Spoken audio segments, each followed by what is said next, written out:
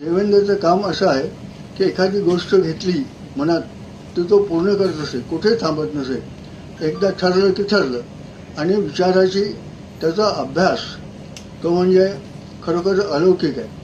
तो लॉ कॉलेजमध्ये असताना तो आणि त्याचा मित्र दोघंही इतके वादविवादात पडू की नागपूरमध्ये जितक्या काही कॉलेजच्या कॉम्पिटिशन व्हायच्या वादाविवाद त्यात हे दोघं असले की समजायचे की कलश यांच्याचकडे आला असे हे याचं तर काम होतं. एवढंच नाही तर वयाच्या 21व्या वर्षी हा नगरसेवक झाला, 27व्या वर्षी तो हे आणि नंतर उडी मारली ती आमदाराची. आणि आमदारांच्या ह्याच्यात त्यांनी ज्या लोकांचा परिचय म्हणजे दबदबा होता, काँग्रेस त्यावेळेला मोठ्या प्रमाणात होती, अशा स्थितीत तो लढला. आणि एवढंच नाही तर मोठ्या मोठ्या दिग्गजांचे त्यांनी पराभव केले. पहिल्या ह्याच्यात 9,500, दुसऱ्या 17,000, तिसऱ्या 24,000 अशा 3 इलेक्शनमध्ये त्यांनी सगळे दिग्गज आले. आणि नंतर जे काय जो आला आम्हालाही कधी वाटत नव्हतं की मुख्यमंत्री होईल. काय होतं, त्याच्या जन्माच्या वेळेला त्याची जन्मानंतर जी पत्रिका झाली त्या पत्रिकेत माझ्या वडिलांनी बघितलं आणि सांगितलं की हा घराण्याचं नाव रोशन करेल. पण एक गोष्ट आहे की त्याच्यात चंद्रबळ कमी आहे. मग चंद्रबळ कमी आहे म्हटल्यानंतर त्याच्याकरता जे काही हे करावं लागतात ते केले त्यांनी.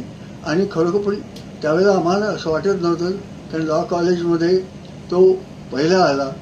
गोल्ड मेडलिस्ट त्यांनी हिंदू लॉमध्ये केलं आणि अतिशय वक्तृत्व असल्यामुळे हा याच्यातच चमकेल असं वाटत होतं.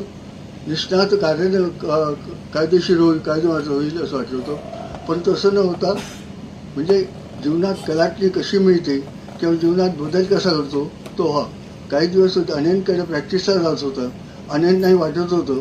आणि हे नागपुरातले अतिशय पहिल्या नंबरचे वकील त्यांच्याकडे काम करतो आणि त्यांना असं वाटत होतं की हा आपल्या पुढे पुढची आपली जी हे कारकीर्द हा सांभाळेल.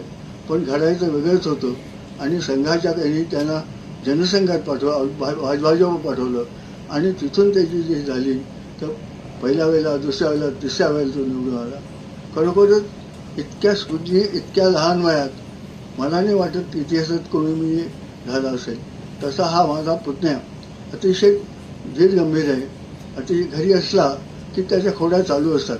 तो घरात राजकारणाच्या गोष्टीच करत नाही तर कुटुंबाच्या गोष्टी करतो आणि त्यावेळेला अतिशय मोकळा असतो.